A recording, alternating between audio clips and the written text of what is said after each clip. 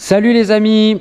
Alors aujourd'hui je vais vous parler du SketchUp Pulp 68 qui est un SketchUp mythique de la scène genevoise qui a déjà plus de 25 ans. Ce SketchUp c'est pas seulement un magasin de skate, c'est aussi un endroit vraiment incontournable de la scène skate genevoise parce que c'est un lieu où les gens traînent, c'est un lieu où les gens ont traîné pendant des années, c'est un genre de lieu social où il y a plein de gens qui se sont rencontrés, qui ont monté des projets ensemble, qui ont fait des vidéos, qui ont fait des crews, qui ont fait des marques. En fait, il y a énormément de choses qui tournent autour de ce SketchUp. Pulp 68, c'est vraiment tout un univers. Voilà, donc aujourd'hui, ce SketchUp est devenu le musée du skate, le Geneva Skateboard Museum. En tout cas, je voudrais remercier maintenant tous ceux qui m'ont aidé en fait pour faire cet épisode, tous ceux qui m'ont aidé, donc Manu Muller, Gitan, Nico Donnet, Darius, tous ceux qui m'ont filé des images, Piu Piu, en fait vraiment, James Binden lui-même évidemment, tous ceux qui m'ont aidé à faire ce truc, merci beaucoup à tous, Yann Bruno, etc. Donc là j'en passe, à Arthur, il y a plein de gens qui ont vraiment... qui ont accepté l'invitation, qui ont voulu participer, qui ont voulu témoigner et ça faisait vraiment plaisir. Donc c'est vraiment cool. J'espère que ça va vous plaire aussi. Donc voilà, je vous souhaite un bon visionnage et à bientôt.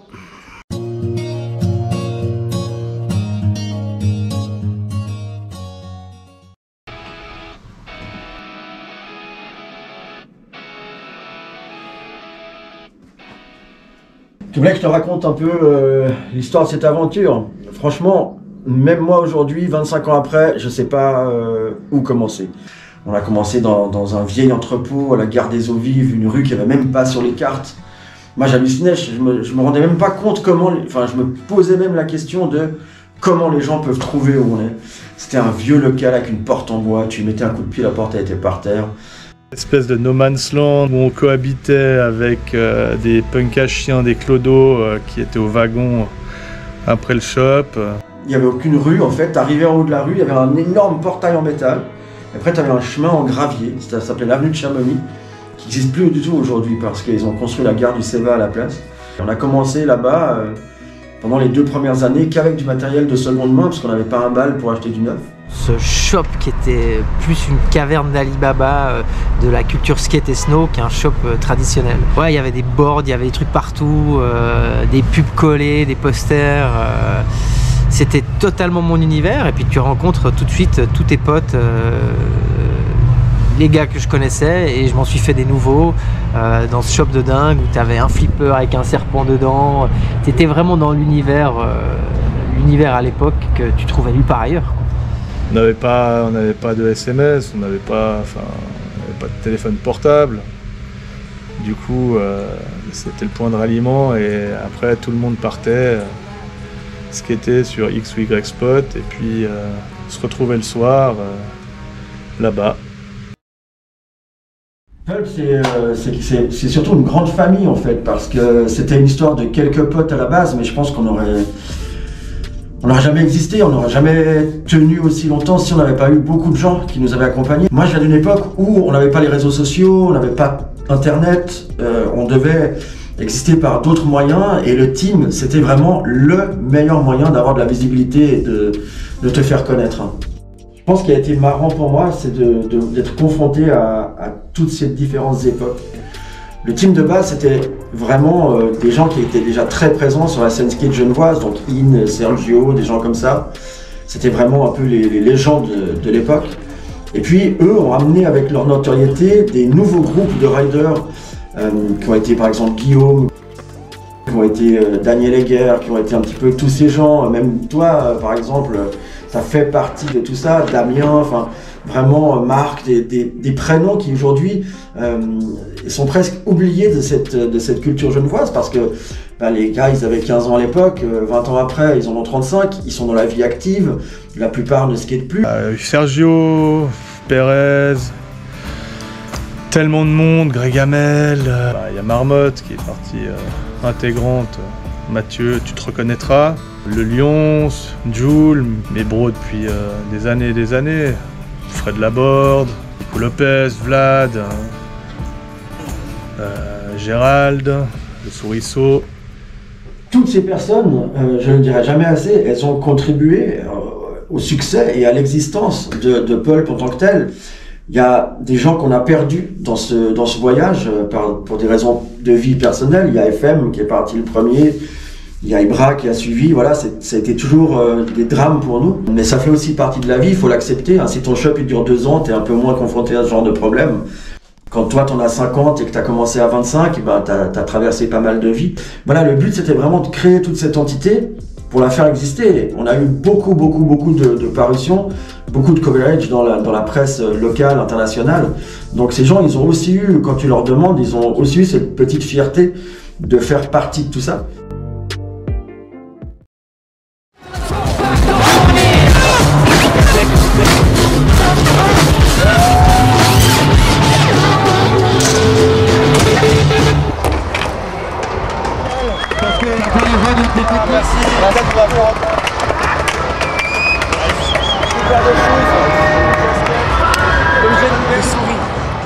Ouais, je crois que les events, ça a vraiment fait partie de Pulp. Et on se posait pas trop la question de la légalité. On se levait le matin, on disait, hé les gars, ce serait chambé de faire un contest là, il y a le curb, il est incroyable. Ouais, ok, on amenait des bières, de la musique, les gens venaient.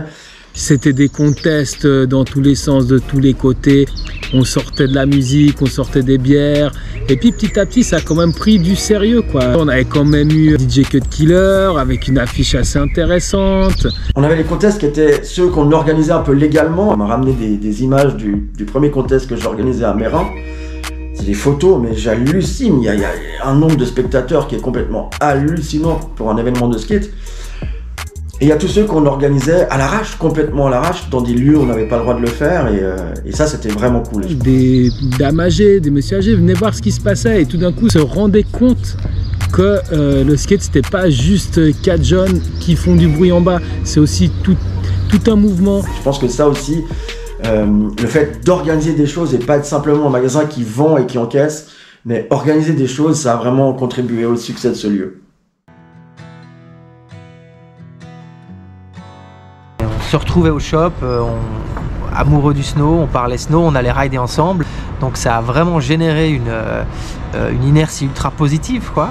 Snow, ça a fait quand même partie de l'histoire de Pulp parce qu'il faut quand même imaginer, ce qui n'est plus du tout le cas aujourd'hui, que le snow new school était quand même très lié au monde du skate dans les années 90. Hein. On avait pas mal de skateboarders qui étaient skateboarders l'été et snowboarders l'hiver, et même très bons dans les deux cas. Hein. Danny Way. Et on a aussi eu un team de snow qui était énorme à l'époque, avec Joël, avec Romain, avec Darius, avec tous ces gens, Fred, tout ça. Des gens qui étaient connus aussi sur un niveau international, qui a aussi propulsé Pulp sur le devant de la scène. On voulait faire de l'image, et puis ça a commencé comme ça. On était des potes de bord de piste, puis ensuite des potes de contest. Et ouais, puis le team a monté, et on a chacun eu un peu de succès. On a tous eu envie de aussi rendre ça à Pulp. Parce que c'est un peu grâce à Pulp que je pense qu'on a tous développé notre niveau, parce que moi j'ai progressé parce que je ridais avec Joël, avec Romain, lui il a sûrement aussi appris des trucs en ridant avec nous, même si c'était sûrement le plus fou de tous. Et puis ouais, il y a vraiment une magie qui s'est mise en place autour de ce lieu. Et puis Jim, il était un peu le grand frère avec la bagnole ou avec le téléphone qui appelait, qui avait le culot de nous aider à nous inscrire à une compète sur laquelle on voulait aller, mais on n'osait peut-être pas s'inscrire. Il a été un peu notre grand frère, il a été un peu notre agent, il a été un peu notre squat. Et puis, puisque c'était ça, voilà, c'est devenu intime, quoi. C'est un peu comme ça. On a fini à Artemis, qui a été une longue période pendant 10 ans, dans cette zone un peu autogérée, où là on pouvait faire tout ce qu'on voulait du soir au matin. Là on arrive avec les nouvelles générations, je me souviens encore de Lucien, Marc, Vargbourg, Arthur, bien sûr, Yin Bruno, notre fameux Yin national, cette mini rampe devant le shop, les rapports de bon voisinage avec le Piment Rouge et autres lieux nocturnes. Il y avait une belle effervescence. Il y a eu Piu Piu aussi, des vernissages en veux-tu en voilà, des projections de films, plein de choses. Donc on discutait, on riait, on faisait un peu de skate devant le shop. C'était notre QG pour ensuite aller partir faire du skate sur les spots genevois. Donc ouais, voilà, là on est au meilleur endroit pour moi, ça m'a sauvé la vie. On est devant l'ancien Pulp à Artemis, on est à Artemis. C'est là où j'ai fait la couverture devant le Kinétique grâce à Jim, grâce à Ispac à l'époque, les sponsors qui m'avaient beaucoup aidé. Que des bons souvenirs ici, c'est... je suis arrivé ici, je parlais même pas français. Grimace, skateboard, putain, incroyable. Je suis parti au Brésil avec 50 francs, j'ai fait 30 t-shirts. J'ai revendu tous dans la même semaine. C'est la première fois que j'ai gagné de l'argent tout seul. C'est Jim qui m'a aidé aussi, c'est Jim qui m'a dit vas-y fais ça. C'était beau l'époque, c'était Grimace, il y avait Gabriel Zoffret, il y avait Lucien Vampfleur, il y avait... Putain, on était pas mal en fait, on avait je peux pas citer tous les noms, mais il y avait Lady surtout, hein, RIP.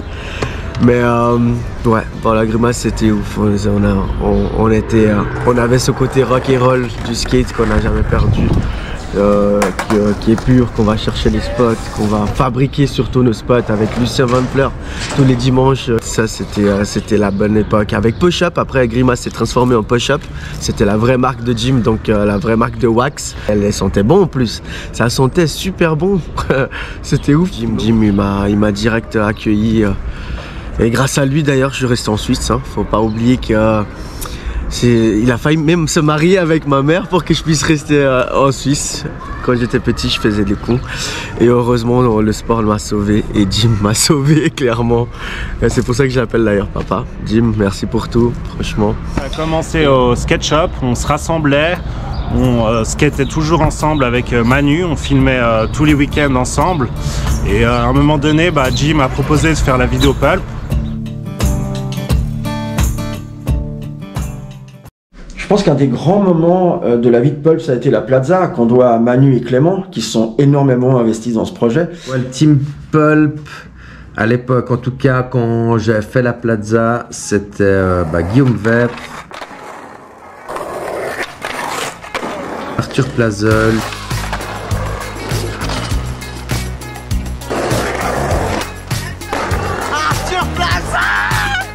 Lucien Vampfleur,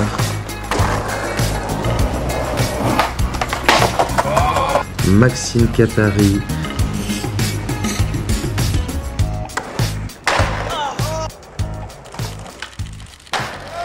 Nelson Beer, Yann Bruno. La Plaza avec moi j'ai ma part de Plaza avec Nelson Beer, mon fils que j'appelais à l'époque. Vrai part rock and roll avec du Ramones chanté par des Chinoises. Incroyable. Ça nous représentait vraiment nous à cette époque-là. Moi c'est toujours pareil, hein. Rien n'a changé à part la barbe et que je parle mieux français.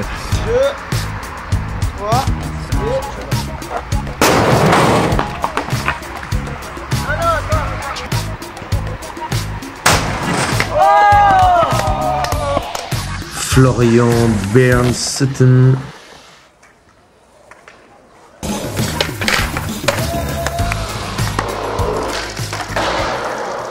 Toute une génération en fait de skateurs qui sont vraiment qui ont commencé à skater ensemble, qui sont devenus potes et avec qui on a pas mal filmé. Et comme je filmais avec eux, un peu naturellement, on a décidé de faire avec Jim, en discutant avec Jim, de faire une vidéo Pulp. Alors ça lui tenait à cœur parce qu'il n'y avait jamais eu vraiment de vraies grosses vidéos Pulp avec des gens de Pulp et des gens aussi un peu même juste des copains quoi, de l'extérieur. C'est ça qui était cool j'ai envie de dire avec Pulp, c'est que c'était pas fermé que aux membres du team, avec le truc, avec que les gars du team qui partent. Enfin, c'était un peu les gars du team ils partent et puis s'ils ont leurs potes qui veulent venir, ils viennent aussi. Ça a dû prendre 3 ans à peu près. C'était la grosse progression d'Arthur, Lucien, donc eux c'était vraiment super productif. Ce qui était tous les spots à fond, ils ramenaient vraiment énormément de footage. Du coup, on s'est retrouvé vraiment avec beaucoup d'images des deux en tout cas. Et du coup, on a fait, ils ont 2 parts dans la vidéo. C'est la part d'ouverture ensemble et part de de fin ensemble. Et du coup, on avait dû vraiment partager tous ces footages, qu'on en avait des tonnes. Moi, je savais plus quoi en faire.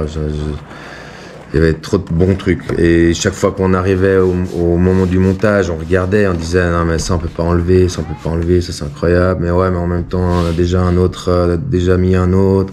Ce switch crook il est ouf, on a déjà mis un autre. Enfin qu'est-ce qu'on fait? Enfin voilà, du coup on s'était vraiment retrouvé avec des tonnes de footage incroyables. Et puis voilà, donc il me reste encore des footages qui n'ont encore jamais été vus de cette époque-là. Puis il y a eu la plaza qui était l'objet physique, puis il y a eu tout ce qu'on a fait autour, le Plankdown Tour, les tournées, les machins. Le Plankdown Tour, mémorable, on était parti à travers la Suisse, on avait vraiment fait plein de villes, enfin un peu une sorte de tour de Suisse. Balle, 1h30 du mat. 1h30 du mat. Lucien, qu'est-ce que tu fais? T'es pas encore couché? Non, moi je regarde Nico Bizet. Arthur, t'es pas encore couché? Non. Yann, t'es pas encore couché? Non plus.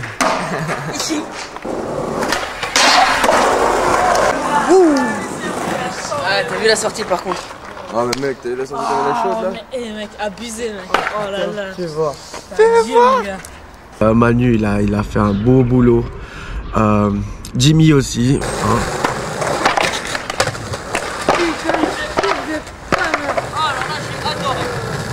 La sensation que j'ai eue, c'était impeccable. C'était incroyable. Jusqu'à Lugano, je me rappellerai comme si c'était hier. Meilleur moment de ma vie, c'est clair. Merci. Enfin franchement, pendant 2 ans, on s'est vraiment éclaté avec ce projet. Et je sais pas si quelqu'un aurait la force aujourd'hui de repartir pour faire une vidéo de skate et partir pour 2 ans de tournage. L'époque a changé. Aujourd'hui, les kids veulent des tricks Instagram de 4 secondes. La Plaza, c'est un film qui fait pratiquement 1 heure avec les bonus. Donc voilà, c'était vraiment un super projet. Et merci encore à tous ceux qui ont participé à ça.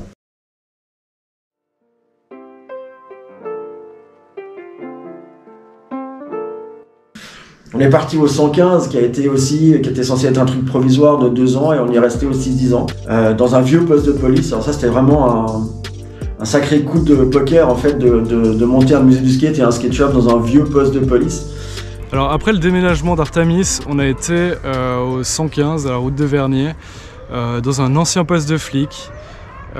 C'était un nouveau lieu, on a dû tout réaménager, refaire un shop, recommencer un peu tout.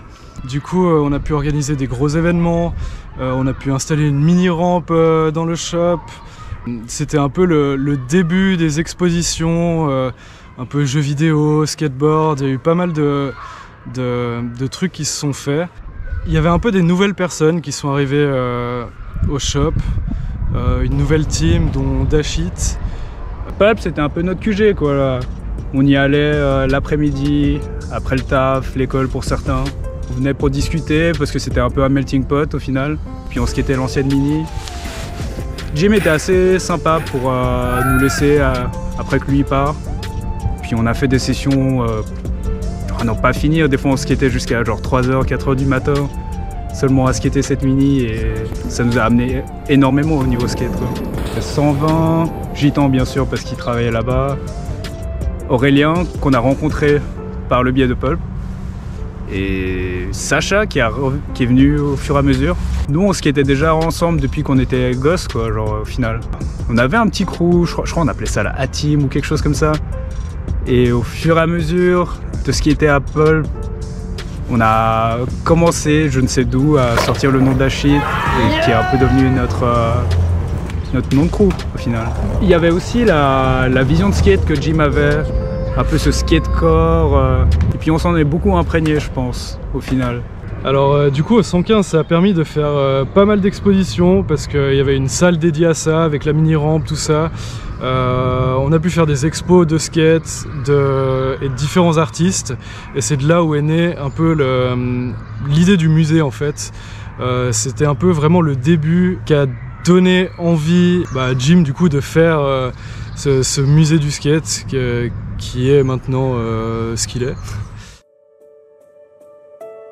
Puis à la destruction de cet endroit, on s'est retrouvé dans cette maison aujourd'hui qu'on continue à faire vivre avec le musée.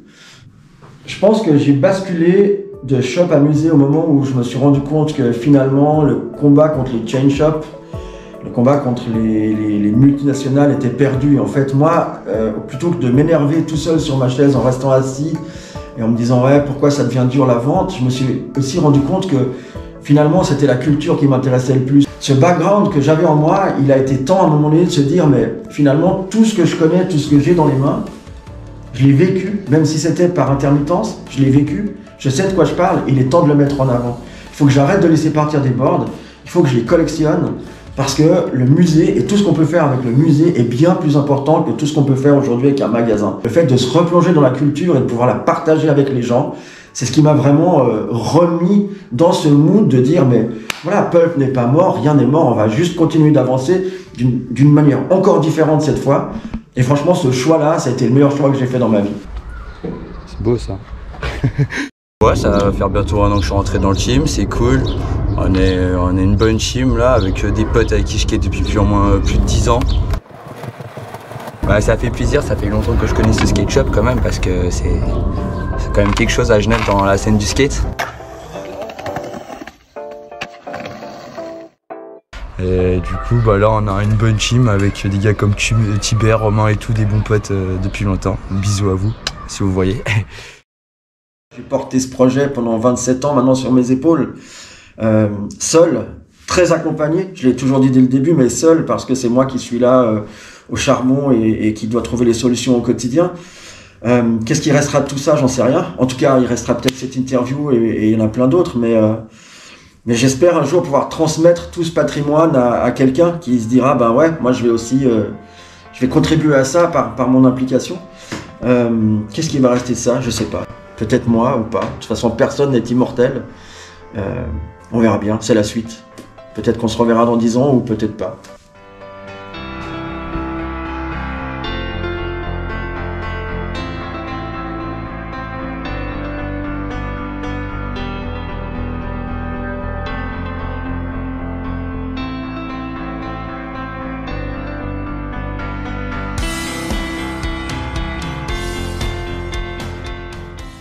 Voilà, c'est terminé. J'espère vraiment que ça vous a plu. Pour moi, c'était génial de faire ça. Il y a d'autres épisodes qui vont suivre. Alors, n'hésitez pas à vous abonner. Je vous dis à la prochaine. Je vous fais des gros bisous. À plus.